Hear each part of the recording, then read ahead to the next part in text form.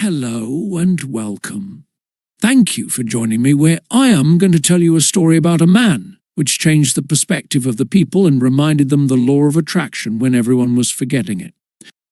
We live in a time where we constantly search for the next breakthrough, the next strategy or secret that will help us unlock success, happiness, and purpose in our lives.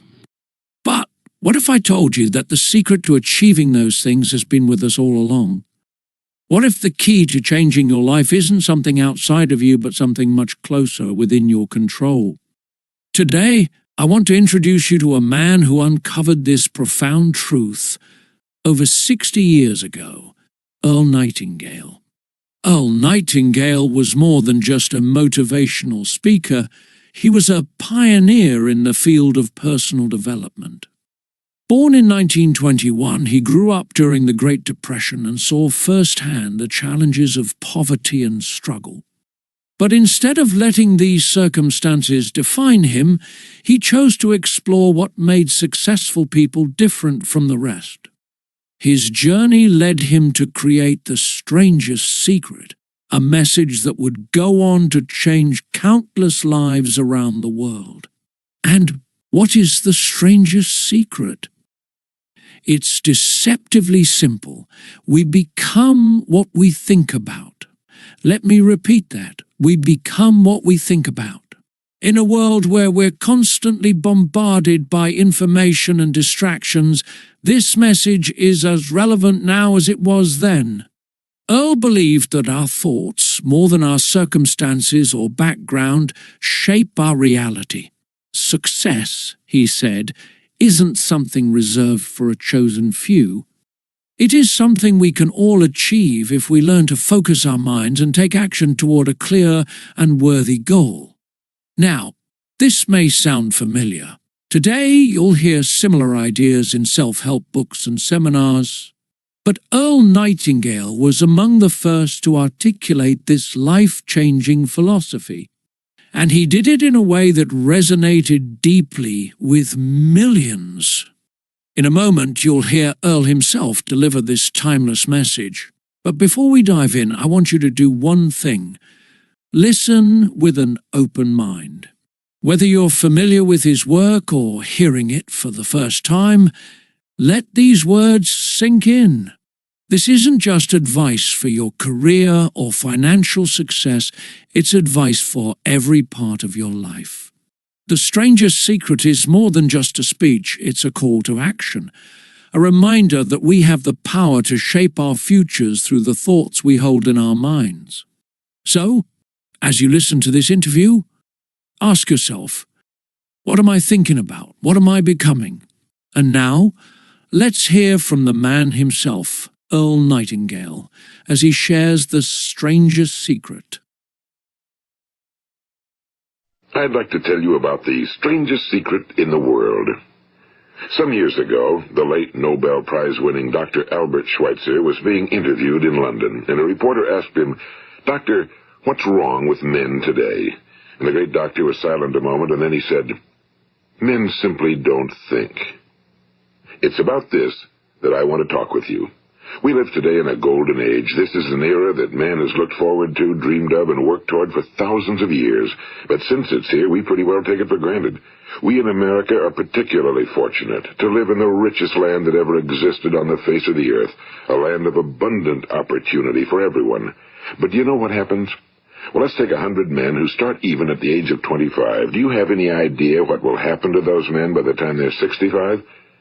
These 100 men who all start even at the age of 25 believe they're going to be successful. If you ask any one of these men if he wanted to be a success, he'd tell you he did. And you'd notice that he was eager toward life, that there was a certain sparkle to his eye, an erectness to his carriage, and life seemed like a pretty interesting adventure to him. But by the time they're 65, 1 will be rich. 4 will be financially independent. 5 will still be working. 54 will be broke. Now think a moment. Out of the 100, only 5 make the grade. Now why do so many fail? What has happened to the sparkle that was there when they were 25? What's become of the dreams, the hopes, the plans? And why is there such a large disparity between what these men intended to do and what they actually accomplished? When we say about 5% achieve success, we have to define success. And here's the best definition I've ever been able to find. Success is the progressive realization of a worthy ideal. If a man is working toward a predetermined goal and knows where he's going, that man is a success. If he's not doing that, he's a failure. Success is the progressive realization of a worthy ideal. Rollo May, the distinguished psychiatrist, wrote a wonderful book called Man's Search for Himself. And in this book he says, the opposite of courage in our society is not cowardice. It is conformity. And there you have the trouble today. It's conformity, people acting like everyone else without knowing why, without knowing where they're going. Now think of it. In America right now, there are over 18 million people 65 years of age and older. And most of them are broke. They're dependent on someone else for life's necessities. Now, we learn to read by the time we're 7. We learn to make a living by the time we're 25. Usually by that time, we're not only making a living, we're supporting a family. And yet by the time we're 65, we haven't learned how to become financially independent in the richest land that has ever been known. Why? We conform. And the trouble is that we're acting like the wrong percentage group, the 95 who don't succeed. Now, why do these people conform? Well, they really don't know. These people believe that their lives are shaped by circumstances, by things that happen to them, by exterior forces. They're outer-directed people. A survey was made one time that covered a lot of men, working men, and these men were asked, why do you work? Why do you get up in the morning? 19 out of 20 had no idea. If you ask them, they'll say, well, everyone goes to work in the morning, and that's the reason they do it, because everyone else is doing it. Now let's get back to our definition of success. Who succeeds? The only person who succeeds is the person who is progressively realizing a worthy ideal. He's the person who says, I'm going to become this, and then begins to work toward that goal. I'll tell you who the successful people are. A success is the school teacher who's teaching school because that's what he or she wants to do. The success is the woman who's a wife and mother because she wanted to become a wife and mother and is doing a good job of it. The success is the man who runs the corner gas station because that was his dream. That's what he wanted to do. The success is the successful salesman who wants to become a top-notch salesman and grow and build with his organization. A success is anyone who is doing deliberately a predetermined job because that's what he decided to do deliberately. But only 1 out of 20 does that. That's why today there isn't really any competition unless we make it for ourselves. Instead of competing, all we have to do is create. You know, for 20 years I looked for the key which would determine what would happen to a human being. Was there a key I wanted to know which would make the future a promise that we could foretell to a large extent? Was there a key that would guarantee a person's becoming successful if he only knew about it and knew how to use it? Well, there is such a key, and I've found it. Have you ever wondered why so many men work so hard and honestly without ever achieving anything in particular, and others don't seem to work hard and yet seem to get everything? They seem to have the magic touch. You've heard them say that about someone. Everything he touches turns to gold. And have you ever noticed that a man who becomes successful tends to continue to become successful? And on the other hand, have you noticed how a man who's a failure tends to continue to fail? Well, it's because of goals. Some of us have goals, some don't. People with goals succeed because they know where they're going. It's that simple. Think of a ship leaving a harbor, and think of it with the complete voyage mapped out and planned. The captain and crew know exactly where it's going and how long it'll take. It has a definite goal. Now, 9,999 times out of 10,000, it will get to where it started out to get. Now, let's take another ship, just like the first, only let's not put a crew on it or a captain at the helm. Let's give it no aiming point, no goal, no destination. We just start the engines and let it go. I think you'll agree with me that if it gets out of the harbor at all, it'll either sink or wind up on some deserted beach, a derelict. It can't go anyplace because it has no destination and no guidance, and it's the same with a human being. Take the salesman, for example. There's no other person in the world today with the future of a good salesman. Selling is the world's highest paid profession, if we're good at it and if we know where we're going. Every company needs top-notch salesmen, and they reward those men. The sky's the limit for them. But how many can you find? Someone once said the human race is fixed, not to prevent the strong from winning, but to prevent the weak from losing. The American economy today can be likened to a convoy in time of war. The entire economy is slowed down to protect its weakest link, just as the convoy had to go at the speed that would permit its slowest vessel to remain in formation. That's why it's so easy to make a living today. It takes no particular brains or talent to make a living and support a family today. So we have a plateau of so-called security, if that's what a person's looking for. But we do have to decide how high above this plateau we want to aim. Now let's get back to the strangest secret in the world, the story that I wanted to tell you today. Why do men with goals succeed in life and men without them fail? Well, let me tell you something which, if you really understand it, will alter your life immediately. If you understand completely what I'm going to tell you from this moment on, your life will never be the same again. You will suddenly find that good luck just seems to be attracted to you. The things you want just seem to fall in line, and from now on you won't have the problems, the worries, the gnawing lump of anxiety that perhaps you've experienced before. Doubt, fear, well, they'll be things of the past. Here's the key to success and the key to failure. We become what we think about. Now let me say that again. We become what we think about. Throughout all history, the great wise men and teachers, philosophers and prophets have disagreed with one another on many different things. It's only on this one point that they are in complete and unanimous agreement. Listen to what Marcus Aurelius, the great Roman emperor, said. A man's life is what his thoughts make of it. Disraeli said this, everything comes if a man will only wait. I've brought myself by long meditation to the conviction that a human being with a settled purpose must accomplish it, and that nothing can resist a will that will stake even existence for its fulfillment. Ralph Waldo Emerson said this, a man is what he thinks about all day long. William James said, the greatest discovery of my generation is that human beings can alter their lives by altering their attitudes of mind. And he also said, we need only in cold blood act as if the thing in question were real, and it will become infallibly real by growing into such a connection with our life that it will become real. It will become so knit with habit and emotion that our interest in it will be those which characterize belief. And he also said, if you only care enough for a result, you will almost certainly attain it. If you wish to be rich, you will be rich. If you wish to be learned, you will be learned. If you wish to be good, you will be good.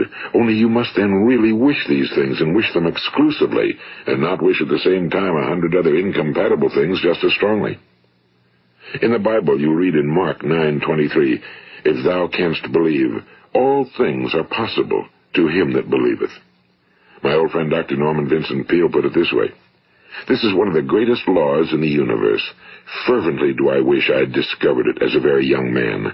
It dawned upon me much later in life, and I found it to be one of the greatest, if not my greatest discovery outside of my relationship to God. The great law, briefly and simply stated, is that if you think in negative terms, you will get negative results. If you think in positive terms, you will achieve positive results. That is the simple fact, he went on to say, which is at the basis of an astonishing law of prosperity and success. In 3 words, believe and succeed. William Shakespeare put it this way, our doubts are traitors and make us lose the good we oft might win by fearing to attempt. George Bernard Shaw said, people are always blaming their circumstances for what they are. I don't believe in circumstances. The people who get on in this world are the people who get up and look for the circumstances they want, and if they can't find them, make them. Well, that's pretty apparent, isn't it? And every person who discovered this for a while believed that he was the first one to work it out. We become what we think about. Now, it stands to reason that a person who's thinking about a concrete and worthwhile goal is going to reach it, because that's what he's thinking about, and we become what we think about. Conversely, the man who has no goal, who doesn't know where he's going, and whose thoughts must therefore be thoughts of confusion and anxiety and fear and worry, becomes what he thinks about. His life becomes one of frustration and fear and anxiety and worry. And if he thinks about nothing, he becomes nothing. Now, how does it work? Why do we become what we think about? Well, I'll tell you how it works as far as we know. Now, to do this, I want to tell you about a situation that parallels the human mind. Suppose a farmer has some land, and it's good fertile land. Now, the land gives the farmer a choice. He may plant in that land whatever he chooses. The land doesn't care. It's up to the farmer to make the decision. Now remember, we're comparing the human mind with the land because the mind, like the land, doesn't care what you plant in it. It will return what you plant, but it doesn't care what you plant. Now let's say that the farmer has 2 seeds in his hand. One is a seed of corn, the other is nightshade, a deadly poison. He digs 2 little holes in the earth and he plants both seeds, one corn, the other nightshade. He covers up the holes, waters, and takes care of the land, and what will happen? Invariably the land will return what's planted. As it's written in the Bible, as ye sow, so shall ye reap. Now remember, the land doesn't care. It'll return poison in just as wonderful abundance as it will corn. So up come the 2 plants, one corn, one poison. Now the human mind is far more fertile, far more incredible and mysterious than the land, but it works the same way. It doesn't care what we plant. Success, failure. A concrete, worthwhile goal, or confusion. Misunderstanding, fear, anxiety, and so on. But what we plant, it must return to us. You see, the human mind is the last great unexplored continent on Earth. It contains riches beyond our wildest dreams. It will return anything we want to plant. Now you might say, well, if that's true, why don't people use their minds more? Well, I think they figured out an answer to that one, too. Our mind comes as standard equipment at birth. It's free, and things that are given to us for nothing we place little value on. Things that we pay money for, we value. The paradox is that exactly the reverse is true. Everything that's really worthwhile in life came to us free. Our minds, our souls, our bodies, our hopes, our dreams, our ambitions, our intelligence, our love of family and children and friends and country, all these priceless possessions are free. But the things that cost us money are actually very cheap and can be replaced at any time. A good man can be completely wiped out and make another fortune. He can do that several times. Even if our home burns down, we can rebuild it. But the things we got for nothing, we can never replace. The human mind isn't used because we take it for granted. Familiarity breeds contempt. It can do any kind of job we assign to it, but generally speaking, we use it for little jobs instead of big, important ones. Universities have proved that most of us are operating on about 10% or less of our abilities. So decide now, what is it you want? Plant your goal in your mind. It's the most important decision you'll ever make in your entire life. What is it you want? Do you want to be an outstanding salesman? A better worker at your particular job? Do you want to go places in your company? In your community? Do you want to get rich? All you've got to do is plant that seed in your mind, care for it, work steadily toward your goal, and it will become a reality. It not only will, there's no way that it cannot. You see, that's a law, like the laws of Sir Isaac Newton, the laws of gravity. If you get on top of a building and jump off, you'll always go down. You'll never go up, and it's the same with all the other laws of nature. They always work. They're inflexible. Think about your goal in a relaxed, positive way. Picture yourself in your mind's eye as having already achieved this goal. See yourself doing the things you will be doing when you've reached your goal. Ours has been called the phenobarbital age, the age of ulcers and nervous breakdowns and tranquilizers. At a time when medical research has raised us to a new plateau of good health and longevity, far too many of us worry ourselves into an early grave trying to cope with things in our own little personal ways without learning a few great laws that will take care of everything for us. These things we bring on ourselves through our habitual way of thinking. Every one of us is the sum total of his own thoughts. He is where he is because that's exactly where he really wants to be, whether he'll admit that or not. Each of us must live off the fruit of his thoughts in the future, because what you think today and tomorrow, next month and next year, will mold your life and determine your future. You're guided by your mind. I remember one time I was driving through eastern Arizona, and I saw one of those giant earth-moving machines roaring along the road at about 35 miles an hour with what looked like 30 tons of dirt in it. A tremendous, incredible machine, and there was a little man perched way up on top with the wheel in his hands guiding it. And as I drove along, I was struck by the similarity of that machine to the human mind. Just suppose you're sitting at the controls of such a vast source of energy. Are you going to sit back and fold your arms and let it run itself into a ditch? Or are you going to keep both hands firmly on the wheel and control and direct this power to a specific, worthwhile purpose? It's up to you. You're in the driver's seat. You see, the very law that gives us success is a two-edged sword. We must control our thinking. The same rule that can lead a man to a life of success, wealth, happiness, and all the things he ever dreamed of for himself and his family. That very same law can lead him into the gutter. It's all in how he uses it, for good or for bad. This is the strangest secret in the world. Now, why do I say it's strange, and why do I call it a secret? Actually, it isn't a secret at all. It was first promulgated by some of the earliest wise men, and it appears again and again throughout the Bible, but very few people have learned it, understand it. That's why it's strange, and why for some equally strange reason it virtually remains a secret. I believe that you could go out and walk down the main street of your town and ask one man after another what the secret of success is, and you probably wouldn't run into one man in a month who could tell you. Now, this information is enormously valuable to us if we really understand it and apply it. It's valuable to us not only for our own lives, but the lives of those around us, our families, employees, associates, and friends. Life should be an exciting adventure. It should never be a bore. A man should live fully, be alive. He should be glad to get out of bed in the morning. He should be doing a job he likes to do because he does it well. One time I heard Grove Patterson, the great late editor-in-chief of the Toledo Daily Blade, make a speech, and as he concluded his speech, he said something I've never forgotten. He said, "My years in the newspaper business have convinced me of several things. Among them, that people are basically good, and that we came from someplace, and we're going someplace. So we should make our time here an exciting adventure. The architect of the universe didn't build a stairway leading nowhere." And the greatest teacher of all, the carpenter from the plains of Galilee, gave us the secret time and time again. As ye believe, so shall it be done unto you. I've explained the strangest secret in the world and how it works. Now, on this side, I want to explain how you can prove to yourself the enormous returns possible in your own life by putting this secret to a practical test. I want you to make a test that will last 30 days. It isn't going to be easy, but if you'll give it a good try, it will completely change your life for the better. Now, back in the 17th century, Sir Isaac Newton, the English mathematician and natural philosopher, gave us some natural laws of physics which apply as much to human beings as they do to the movement of bodies in the universe. And one of these laws is that for every action, there is an equal and opposite reaction. Simply stated, as it applies to you and me, it means we can achieve nothing without paying the price. The results of your 30-day experiment will be in direct proportion to the effort you put forth. To be a doctor, you must pay the price of long years of difficult study. To be successful in selling, and remember that each of us succeeds to the extent of his ability to sell. Selling our families on our ideas, selling education in schools, selling our children on the advantages of living the good and honest life, selling our associates and employees on the importance of being exceptional people.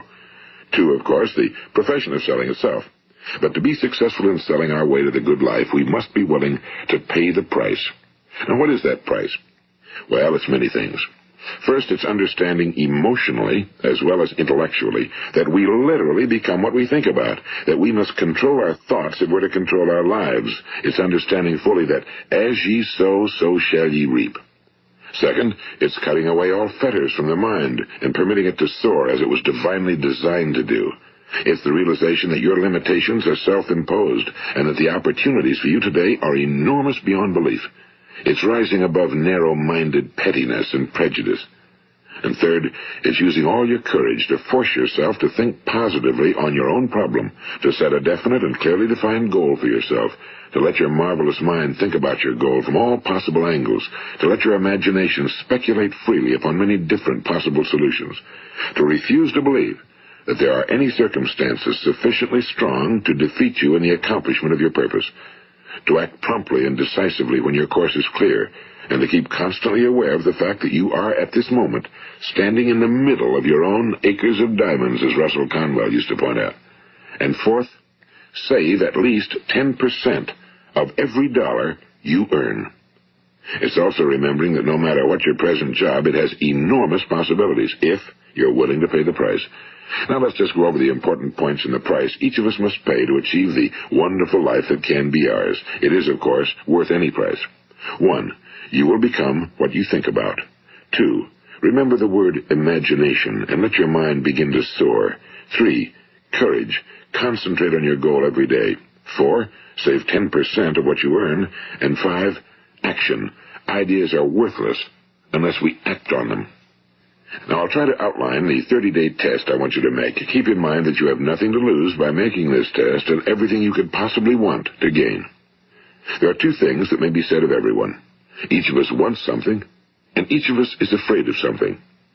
I want you to write on a card what it is you want more than anything else. It may be more money. Perhaps you'd like to double your income or make a specific amount of money. It may be a beautiful home. It may be success at your job. It may be a particular position in life. It could be a more harmonious family. Each of us wants something. Now write down on your card specifically what it is you want. Make sure it's a single goal and clearly defined. You needn't show it to anyone, but carry it with you so that you can look at it several times a day. Think about it in a cheerful, relaxed, positive way each morning when you get up, and immediately you have something to work for, something to get out of bed for, something to live for. Look at it every chance you get during the day and just before going to bed at night. And as you look at it, remember that you must become what you think about, and since you're thinking about your goal, you realize that soon it will be yours. In fact, it's yours really the moment you write it down and begin to think about it. Look at the abundance all around you as you go about your daily business. You have as much right to this abundance as any other living creature. It's yours for the asking. Now we come to the difficult part. Difficult because it means the formation of what is probably a brand new habit, and new habits are not easily formed. Once formed, however, it will follow you for the rest of your life. Stop thinking about what it is you fear. Each time a fearful or negative thought comes into your consciousness, replace it with a mental picture of your positive and worthwhile goal. And there'll come times when you'll feel like giving up. It's easier for a human being to think negatively than positively. That's why only 5% are successful. You must begin now to place yourself in that group. For 30 days, you must take control of your mind. It will think about only what you permit it to think about. Each day for this 30-day test, do more than you have to do. In addition to maintaining a cheerful, positive outlook, give of yourself more than you've ever done before. Do this knowing that your returns in life must be in direct proportion to what you give. The moment you decide on a goal to work toward, you're immediately a successful person. You are then in that rare and successful category of people who know where they're going. Out of every 100 people, you belong to the top 5. Don't concern yourself too much with how you're going to achieve your goal. Leave that completely to a power greater than yourself. All you have to do is know where you're going.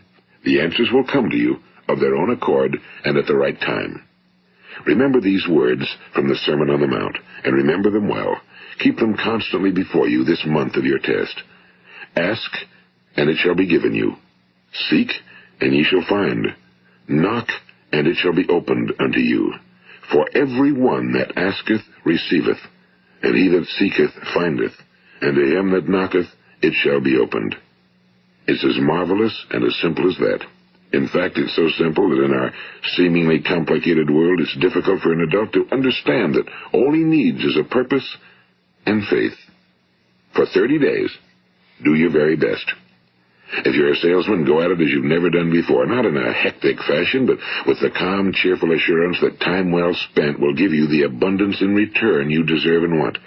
If you're a homemaker, devote your 30-day test to completely giving of yourself without thinking about receiving anything in return, and you'll be amazed at the difference it makes in your life.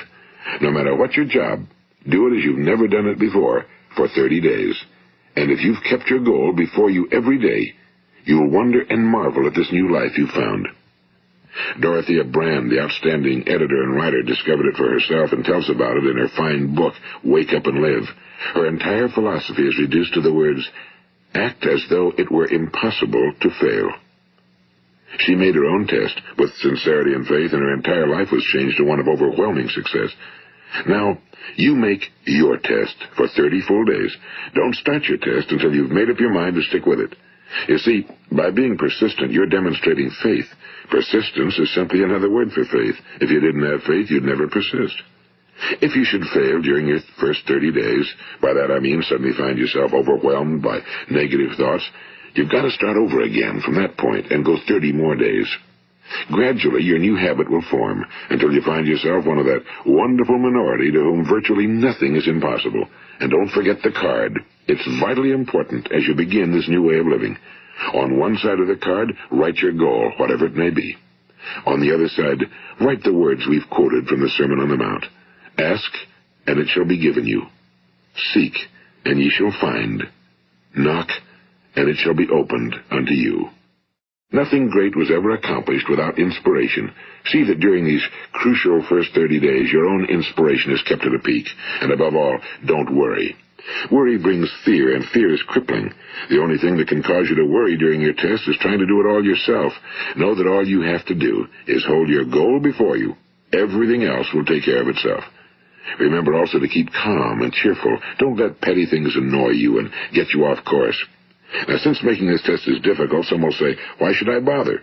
Well, look at the alternative. No one wants to be a failure. No one really wants to be a mediocre individual. No one wants a life constantly filled with worry and fear and frustration. Therefore, remember that you must reap that which you sow. If you sow negative thoughts, your life will be filled with negative things. If you sow positive thoughts, your life will be cheerful, successful, and positive. Now, gradually, you will have a tendency to forget what you've heard on this recording. Play it often. Keep reminding yourself of what you must do to form this new habit. Gather your whole family around at regular intervals and listen to what's been said here. You know, most men will tell you that they want to make money without understanding the law. The only people who make money work in a mint. The rest of us must earn money. This is what causes those who keep looking for something for nothing or a free ride to fail in life. The only way to earn money is by providing people with services or products which are needed and useful. We exchange our time and our product or service for the other man's money. Therefore, the law is that our financial return will be in direct proportion to our service. Now, success is not the result of making money. Making money is the result of success, and success is in direct proportion to our service. Most people have this law backwards. They believe that you're successful if you earn a lot of money. The truth is that you can only earn money after you're successful. It's like the story of the man who sat in front of the stove and said to it, "Give me heat, and then I'll add the wood." How many men and women do you know, or do you suppose there are today, who take the same attitude toward life? There are millions. We've got to put the fuel in before we can expect heat. Likewise, we've got to be of service first before we can expect money. Don't concern yourself with the money. Be of service, build, work, dream, create. Do this, and you'll find there's no limit to the prosperity and abundance that will come to you. Prosperity, you know, is founded upon a law of mutual exchange. Any person who contributes to prosperity must prosper in turn himself. Sometimes the return will not come from those you serve, but it must come to you from someplace, because that's the law. For every action, there is an equal and opposite reaction. As you go daily through your 30-day test period, remember that your success will always be measured by the quality and quantity of service you render, and money is a yardstick for measuring this service. No man can get rich himself unless he enriches others. Now, there are no exceptions to a law. You can drive down any street in America and from your car estimate the service that's being rendered by the people living on that street. Had you ever thought of this yardstick before? It's interesting. Some, like ministers and priests and other devoted people, measure their returns in the realm of the spiritual, but again, their returns are equal to their service. Once this law is fully understood, any thinking person can tell his own fortune. If he wants more, he must be of more service to those from whom he receives his return. If he wants less, he has only to reduce his service. This is the price you must pay for what you want. If you believe you can enrich yourself by deluding others, you can end only by deluding yourself. It may take some time, but just as surely as you breathe, you'll get back what you put out. Don't ever make the mistake of thinking you can avert this. It's impossible. The prisons and the streets where the lonely walk are filled with people who tried to make new laws just for themselves. We may avoid the laws of man for a while, but there are greater laws that cannot be broken. An outstanding medical doctor recently pointed out 6 steps that will help you realize success. 1. Set yourself a definite goal. 2. Quit running yourself down. 3. Stop thinking of all the reasons why you cannot be successful and instead think of all the reasons why you can. 4. Trace your attitudes back through your childhood and try to discover where you first got the idea you couldn't be successful, if that's the way you've been thinking. 5. Change the image you have of yourself by writing out a description of the person you would like to be. And 6. Act the part of the successful person you have decided to become. The doctor who wrote those words is a noted West Coast psychiatrist, Dr. David Harold Fink. Do what the experts since the dawn of recorded history have told you must do. Pay the price by becoming the person you want to become. It's not nearly as difficult as living unsuccessfully. Make your 30-day test, then repeat it again, and each time it will become more a part of you until you'll wonder how you could ever have lived any other way. Live this new way, and the floodgates of abundance will open and pour over you more riches than you may have dreamed existed. Money? Yes, lots of it. But what's more important, you'll have peace.